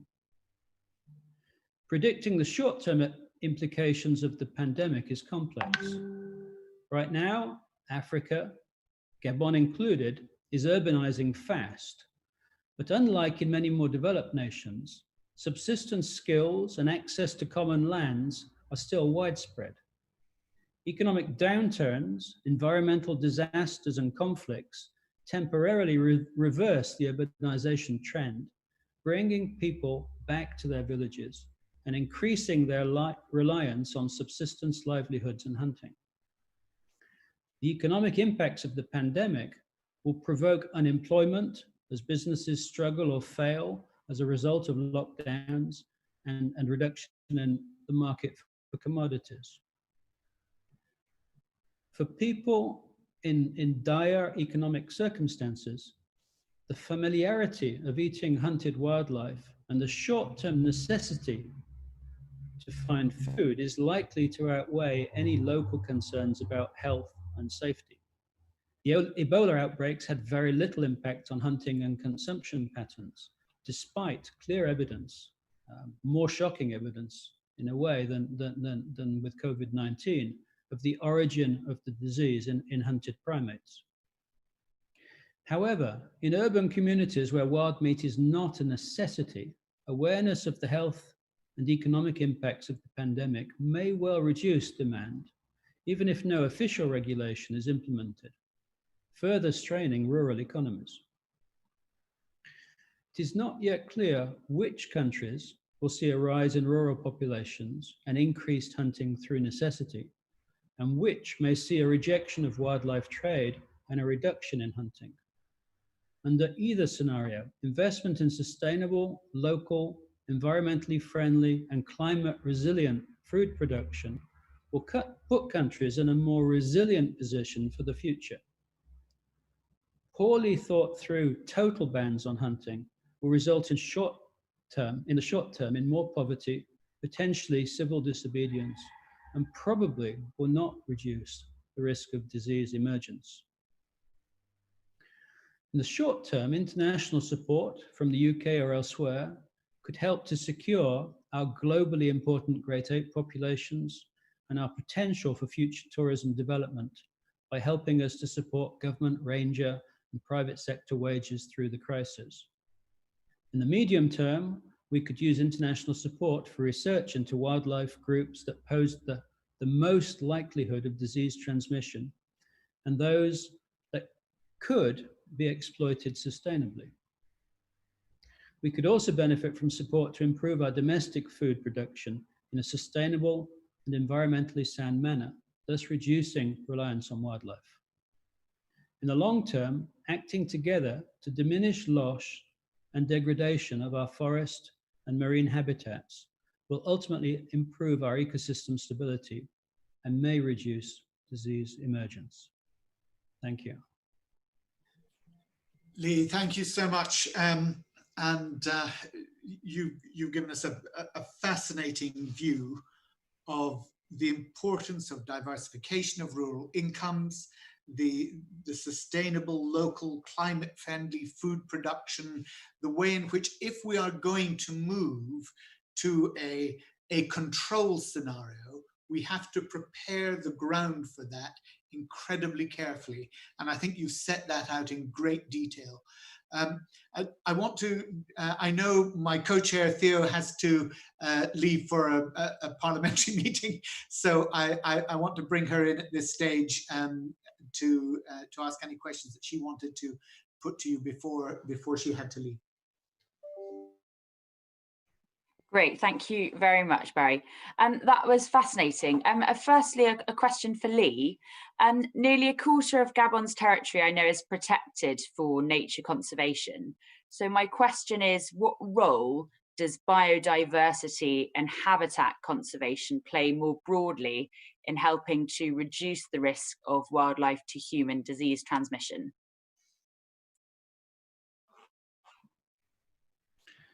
Yes, we are 21% protected on land and 28% now in the oceans. And going beyond protected areas, a lot of the rest of our land, we're 88% forested, and a lot of the rest of our land is managed in sustainable, sometimes FSC certified logging concessions, where we're focusing very much on maintaining ecological integrity, and so we're a country that's looking very much at maintaining ecosystem integrity and avoiding that situation where the environment gets so degraded that you start putting kind of wildlife that wouldn't normally come into contact with people and people together. So I think the answer to that question is that by maintaining the ecological integrity, by maintaining our natural capital, we hope to maintain balance. And obviously, as a biodiverse country, as a trainer, when I used to do training programs around Central Africa, whenever we did training programs in biodiversity hotspots, all the trainees got sick. So disease is part of biodiversity, and so we can't avoid that. We are a high biodiversity country. We are a country that has been source of AIDS and Ebola and so on and so forth. But we think that by maintaining that ecological integrity, we at least reduce the probability of contacts and therefore transmission. Thank you. I just had a quick question as well for Najib, which is, obviously you're talking to several British parliamentarians, and I'm very concerned to hear about, 10% of the Kenyan economy is so dependent on tourism, and obviously at the moment everything is paused. So from the UK's perspective, what can we do to be most helpful on the international stage to help countries in East Africa like yourselves, where there are so many British tourists obviously normally going to Kenya? So what can we do to help? Well, thank you very much. And I know that there is a lot of interaction between the UK government and Kenya, and we appreciate all the support we've got.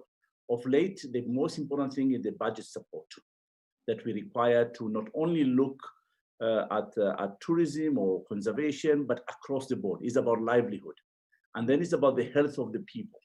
So there is where we managed to get support for the conservancies, because we got support in our budgets. Yes, we gave almost a relief of taxes to the people of Kenya of almost $200 million. So that is huge as well in terms of relief of taxation. But yes, budget support is important, and then issues of space for wildlife to make sure that we secure whatever we have gained.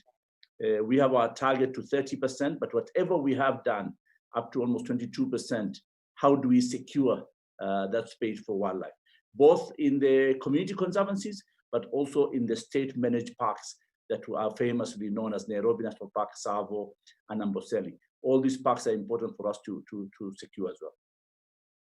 Thank you. Thank you. Grand. I also want to enable our contributors from the first session to be able to interact with our contributors from the second session. So perhaps if I haven't been monitoring our Zoom chat, I should have been doing that. But if yes, so if anybody has something, if you can put it up on the Zoom chat, and then I can bring you in, or just raise your hand and wave at me, and that would be great. I wanted to ask both ministers, what is the prevalence of what are being called wet markets, although we haven't, I think, formally defined those in this session. What's the prevalence of wet markets, and what controls on sanitary, phytosanitary controls exist at the moment in those markets?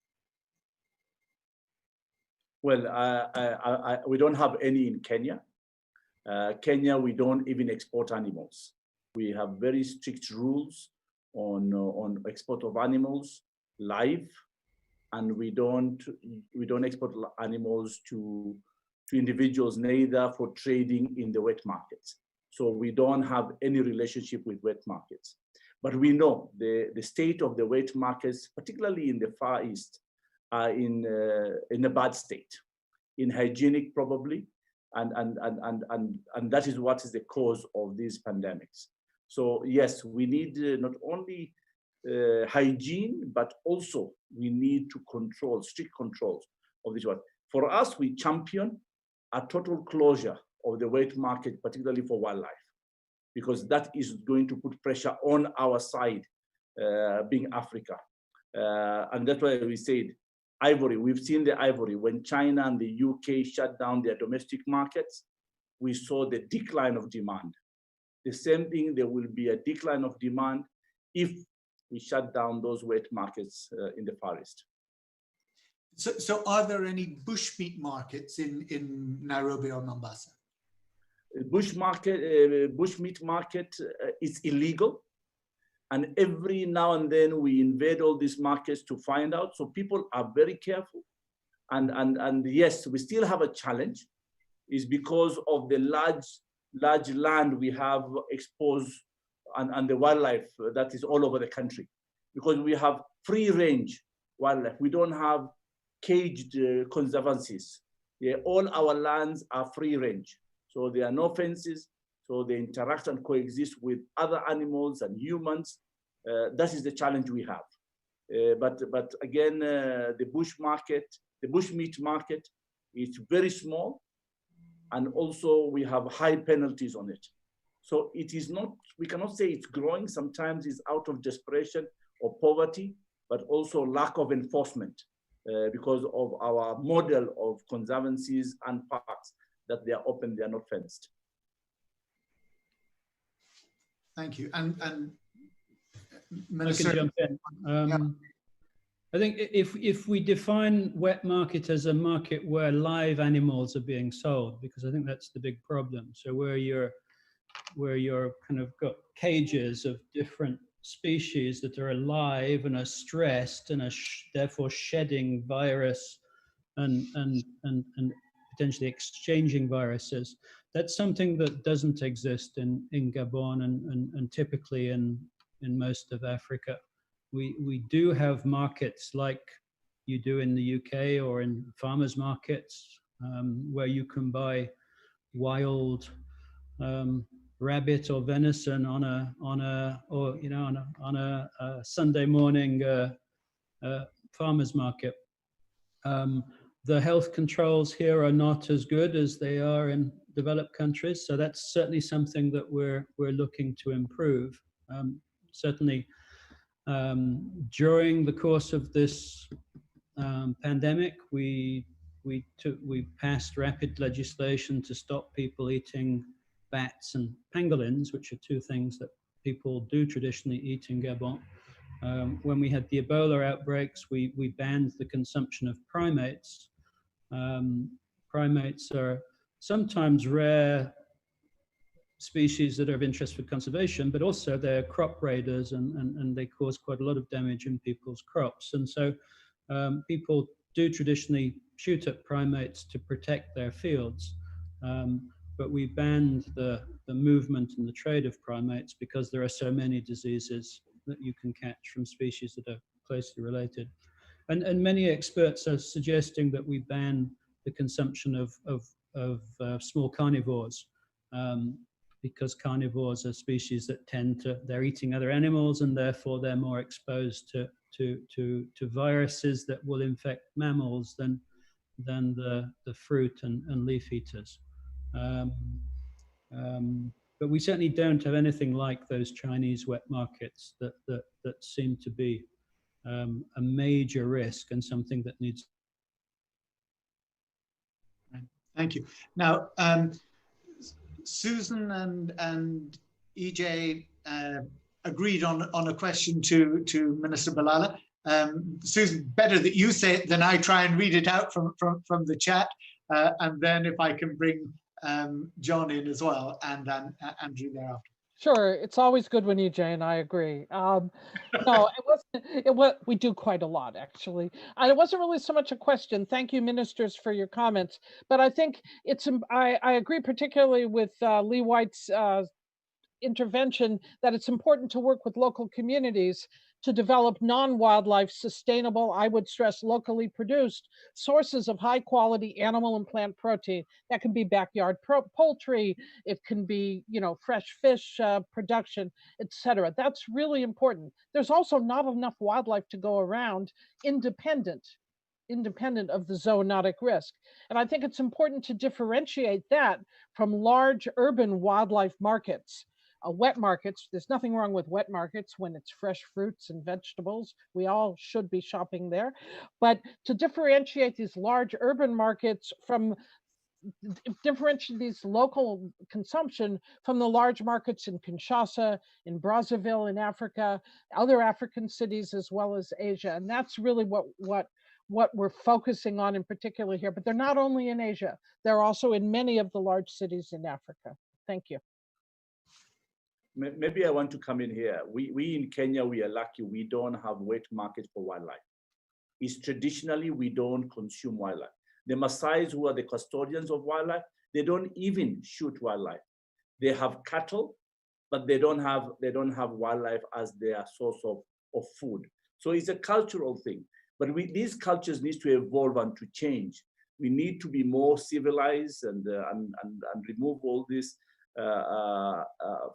consumption, for example, of primates or consumption of pangolins, all these issues. Yeah, we need to find a way of changing the mindset of communities. Yes, it's not going to be easy, Minister White. I agree with you. We need to go slowly, but I think we need to put a lot of effort because already the wildlife we have in the world is declining, and we need to conserve the animals we have. If we continue with the population rate that we have in the world, we will lose almost everything we have in wildlife.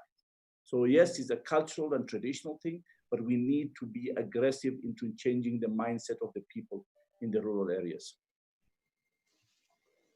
Very good. Can I pick up, Susan mentioned fish as well, and fishing. And I wondered, particularly perhaps in Gabon, the IUU fishing off the coast.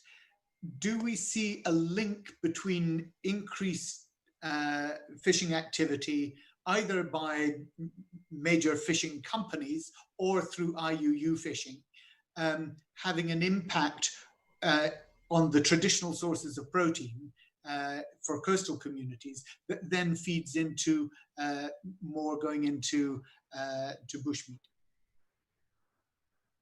Yeah, we have had in the past a big problem with IUU fishing. We've put a lot of effort in the last 6 or 7 years into controlling that and to creating marine protected areas. We created 20 marine protected areas last year. But there is some very good evidence from West Africa where they have similar problems, where IUU fishing has resulted in massive depletion of fish stocks, and we've seen a corresponding increase in wild meat consumption. So there's good scientific data of that link between overfishing and forcing people to go look for other protein sources, and wildlife tends to suffer in that situation. So certainly, dealing with declining fish stocks in the Gulf of Guinea, putting in place sustainable fisheries, doing proper policing of fisheries, and right now we've got an increase over the last few months. We've had an alarming increase in piracy in the Gulf of Guinea. We had some piracy incidents about 7 years ago. We then invested very heavily in fisheries patrol and so on, and we stopped it. And so put in place to deal with illegal fishing, also control illegal immigration, smuggling, and piracy. And so there are many, many benefits to improving governance of marine resources, for sure. Thanks. And John had a question, I think, also that he wanted to come in on in relation to carbon markets. Very much. Thank you, Ministers. And Minister Balala has been very proactive in responding to the fallout from the COVID-19 pandemic. He's talked about basically the pause in tourism for now and the consequences that have. And he convened an excellent webinar where he brought together the private sector, the non-government sector, and others to talk about ways and means of diversifying the financial base for conservation. And that included looking at issues of carbon market, but it was much wider than that. So just be curious to know from Minister Balala what he took away from that, what sort of opportunities there are to diversify the funding base. It'll still be tourism, but there's some other opportunities. And to both Minister Balala and Minister White, they've both been very active in looking at the links between biodiversity and climate change. Nature-based solutions are such a critical aspect of responding to climate change. Have they been able to access the voluntary carbon market and be able to use the funding coming from that to help with funding conservation needs? Well, thank you very much, John. I'm glad you participated in the webinar that we did 2-3 weeks ago. Yes, we learned a lot as well, and we brought financial consultants to see how best we can diversify our revenues or funding of wildlife. And one of the key ones is through public partnerships, public-private partnerships. So we are looking into that seriously. We have a new restructured unit in the Treasury, which will be announced next week by the President. Again, we have given guidelines from the Board of Trustees of Kenya Wildlife Service, because we have assets, and those assets, some of them are as good as dead. But such assets are never dead. They are only not managed well. So we are going to invite private-public partnerships on that. So we maintain the sovereign of that asset as well as security. But in terms of regeneration of that asset will be left to the private sector. So we are working seriously on that. So in the next few months, we'll have a clear policy guiding the private-public partnerships. That's one thing. Then the issue of the carbon credit. We're already working with a team in Chulu Hills, which is in the southern part of Kenya. It's working well. We're already working on some carbon credit. We already got some proceeds, and that proceeds are reinvested back to the same areas, to the Savo areas. So yes, it's working. It's a small scale, but we want to enlarge it because this is the opportunity we can benefit from these areas. But yes, there is a lot of innovative and thinking out of the box of not only funding, but the whole model of conservation. I think we need to balance between conservation, we need to balance between communities and between enterprise. So those are the three pillars that we are looking at them seriously, because without economy and business, conservation would not succeed. And without putting the people in the center of it, then there'll be no defense of these programs that we are propagating for. So these are the three pillars that we are very clear about at the Kenya Wildlife Service, and we believe it is the right way to go through. But definitely today we are here also learning from you. What can we do better to conserve our wildlife? Thank you, Joe. I think I could perhaps add on the carbon markets. I've spent far too much of my life sitting in rooms negotiating climate change agreements and RED agreements. I was in the meeting with Prince Charles in 2008 when he hosted the G20 heads of state and argued for fast start for RED. $30 billion was committed for over 3 years to kickstart the forest carbon market. Have we lost you, Lee? Oh dear, okay. My mic seems to be on. You can't hear me? We can. You can hear me now? Okay, maybe it's only Barry that lost me. So I became quite a skeptic when it comes to these forest carbon deals, because we've talked about it and talked about it and talked about it for 12, 14 years now. And all we have, it's great to hear there are projects in Kenya, but they tend to be small scale sort of boutique projects. And what we need to do is to go to national scale and do national projects. And we have Nature papers. With Simon Lewis, we were on the front cover of Nature a couple of months ago. We can prove that Gabon, little Gabon, if you look at the continent of Africa, Gabon looks quite small, even though it's the size of UK. Little Gabon has reduced its emissions over the last 15 years by 350 million tons. That's 350 million tons of RED, and I have the Nature publications to prove it. And in return for that, we got $0, £0, €0. I don't think the world is yet quite serious about it. I have to hesitate slightly when I say that, because we did just sign a $150 million deal with Norway. And whilst the voluntary market is still, I think, far too hesitant, the one market that is working is Norway, because Norway has made such a huge commitment to fighting climate change. And so we have now, even though we backed away from RED because we felt that nobody was really taking it seriously, we have now signed a 10-year commitment with Norway for $150 million. And I think maybe finally we're on the edge of forest carbon starting to make a difference. And I think we've been talking to the UK. I know the UK is interested in how carbon might influence the future of the Congo Basin. So I'm happy to talk about it, but I've been burnt too often, I think, to be very enthusiastic about it. I think I think many of us have had those REDD+ discussions and, you know, made sure that we get legislation in place, that people are REDD ready, and they're REDD ready, but there's nothing coming through from the other end. So it's a really difficult one. Whilst we're still on the no, actually, I promised that I would then go to EJ, who had a question. I won't go down that forest pathway. EJ. Yeah.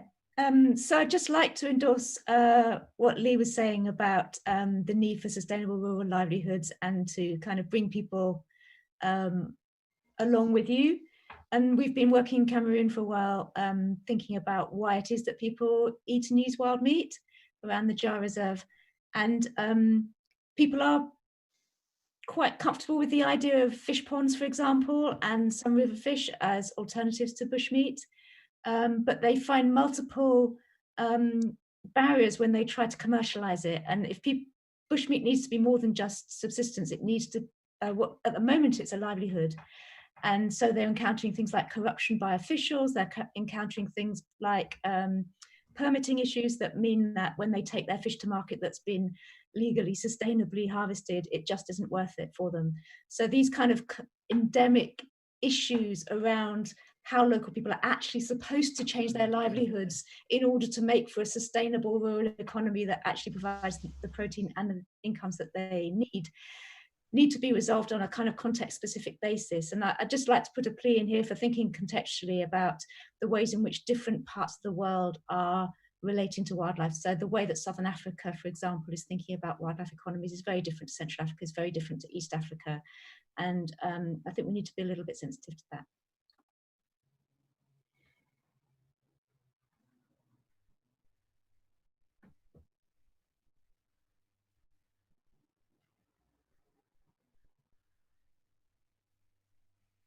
We did, but he's back again. Sorry, I keep on saying to people, I'm sorry you've frozen, and then I realize that, in fact, it's me that's frozen. So I don't know what's.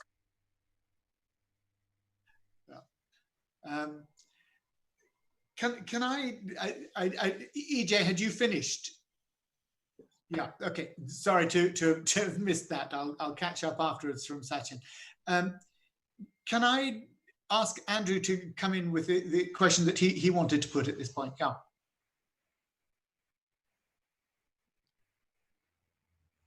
If Fred is there and yes, thank you. Yes, I want to thank the ministers for their contribution, and I agreed with Minister White with virtually everything he said. I was interested about the idea of increasing the input from farmed livestock to try and reduce the requirement on wild meat. And this is something that's happening a lot in many parts of the world, in Asia and Sub-Saharan Africa and elsewhere. But of course, that's not risk-free. And I'm not thinking about zoonotic diseases like Campylobacter and Salmonella, which are endemics, but I'm thinking about the next pandemic zoonotic disease, and intensified livestock can be a catalyst or a crucible for that. I mean, we think of, if before COVID-19, we'd have thought the next pandemic would have been influenza, and we think of avian flu and swine flu, and that's because they're intensively farmed. With pigs, Nipah virus spilled over through pigs into Malaysia, Ebola Reston spilled through pigs in the Philippines. There are many examples, and in fact, 4 years ago, a novel bat coronavirus spilled over from a horseshoe bat into pigs in China and caused an epidemic which killed tens of thousands of pigs. So my question is that if we're putting these livestock into new geographical areas, into new wildlife habitats, what are the measures being put in place to minimize such zoonotic emergence risks?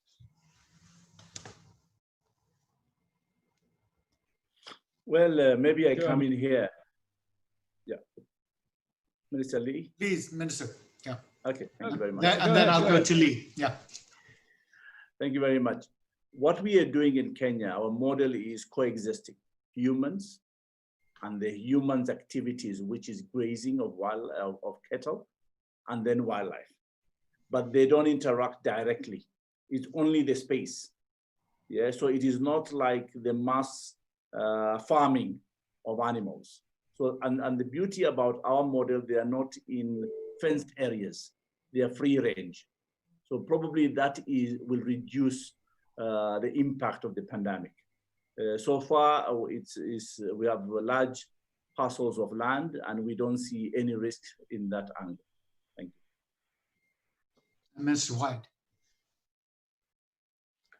Yeah, thanks. I mean, for us, it's early days. We still mostly use sort of shifting cultivation type agriculture that predates Jesus Christ, and it's barely evolved in 2,500 years. And so we're just coming into the modern world of tropical agriculture and how we integrate improved soil management, fixing people on a particular piece of land and integrating wildlife, domestic wildlife, domestic animals into farming.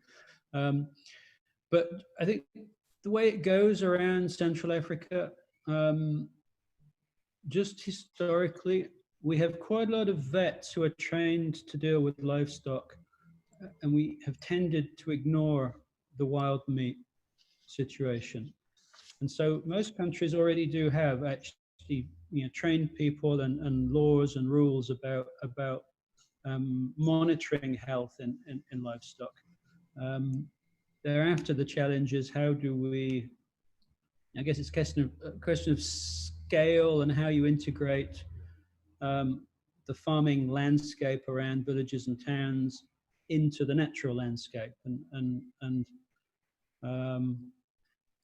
I'm not sure that I've seen a sort of a perfect model to copy, but we're not very far down the line yet. And so the fact that we have a lot of natural habitat and a lot of space in Gabon, as I said, with the size of UK, we only have 2 million people and 87% of those people are urban. So we do actually have the luxury of space in Gabon, whereby we can kind of separate these things. But I don't have the perfect answer to your question. I just agree with you that it's an important question and something that we need to focus on.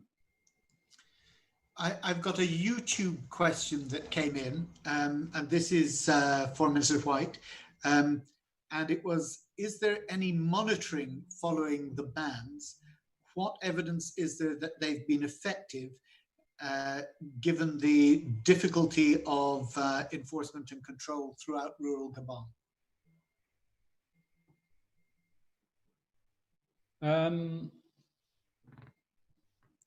We have been monitoring the Libreville, the sort of the urban markets, and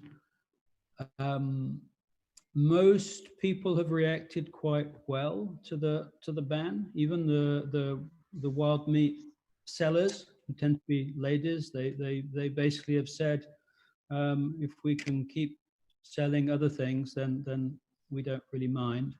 There's a kind of a subset of the population who, I guess a thing we struggle with often in rural Africa is that most people don't really understand the biology of disease.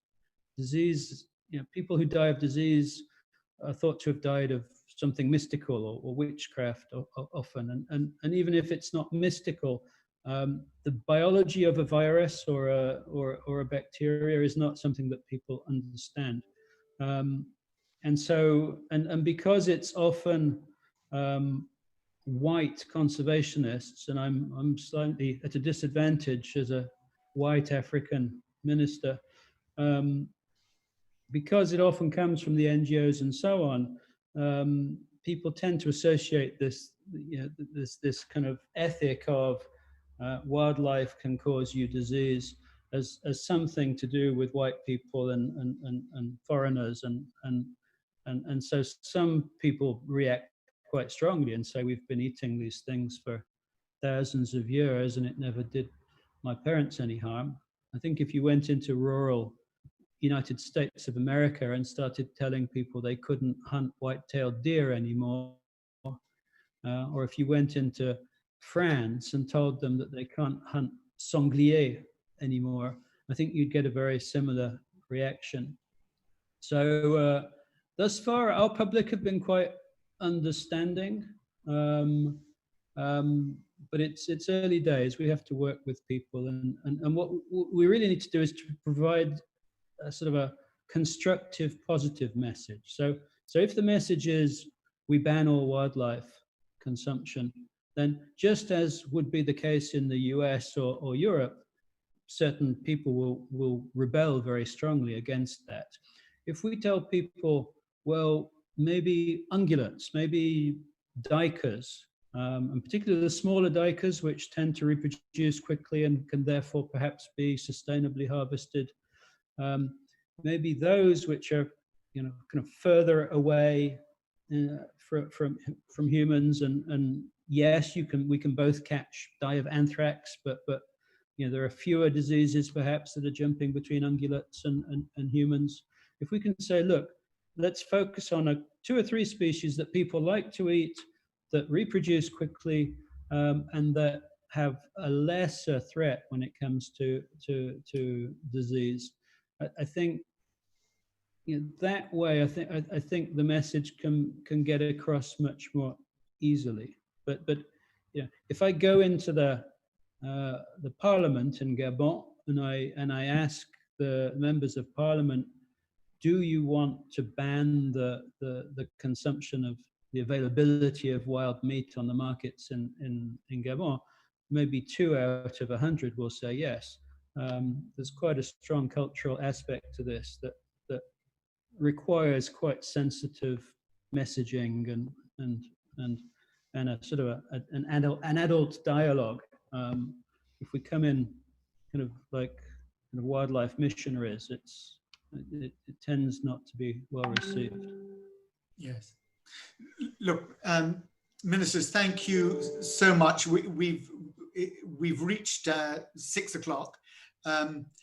I think you weren't perhaps able to listen into the earlier part of the session when I think all 4 of our professors picked out bats, rodents, and primates as the high risk, and very much what you're saying, Minister White, about the importance of choosing very carefully what it is you're going to focus on first, but preparing the ground ahead of that with alternative food sources and alternative rural economies.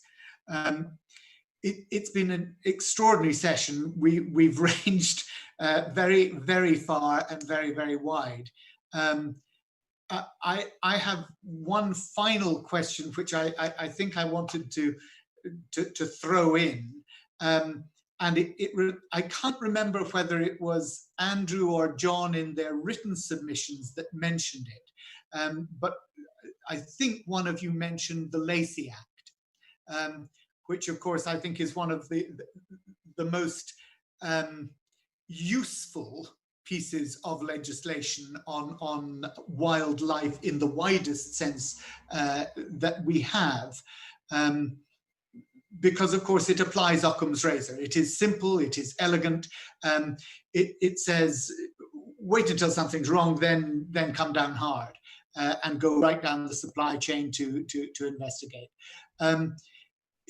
In terms of the response that we should be making in countries like the UK, would a Lacey Act approach be one of the tools in the armory that we could use here? I think there's many things that we would want to pick up on from our earlier discussion, looking at the way in which the CITES model could be amended, talking about that new group that Andrew put forward in terms of a biodiversity generic group. But I just wonder whether a Lacey-style approach in terms of our own regulation might also be helpful here.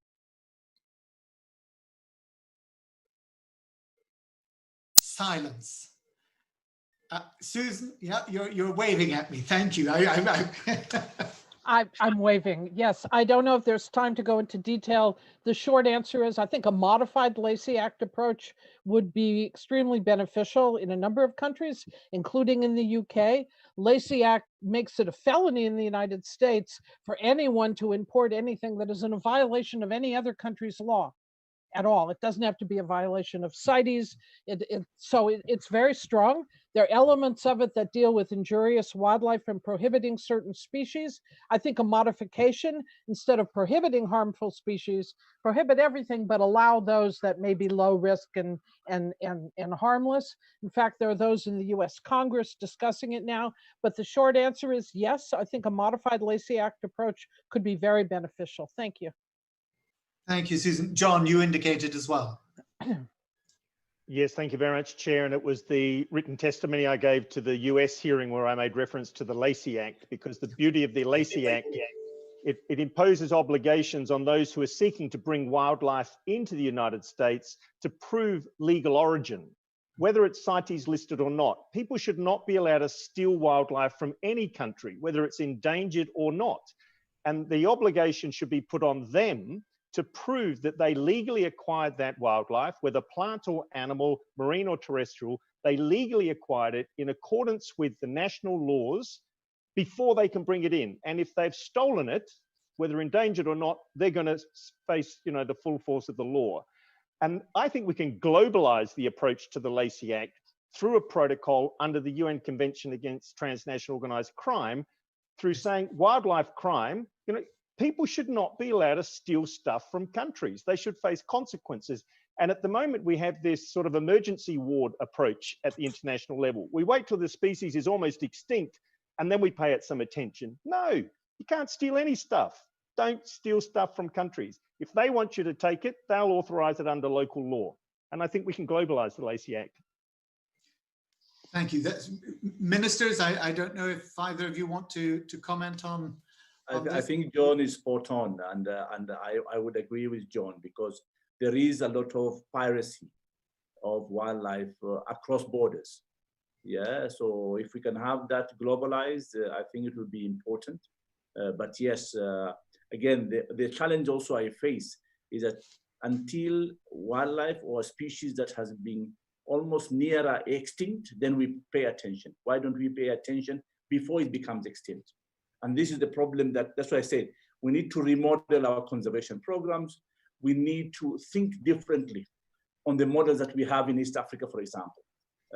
Our tradition is we don't eat wildlife. We don't have hunting. So if those are traditions, then we stick to them, but we find other means of conserving our wildlife. So these are the new thinking that we have in our discussion. And we have passed new policies now last month. So we hope we can be able to even get assistance from people like John and yourselves to see how best we can change the current challenges that we are facing. Thank you very much.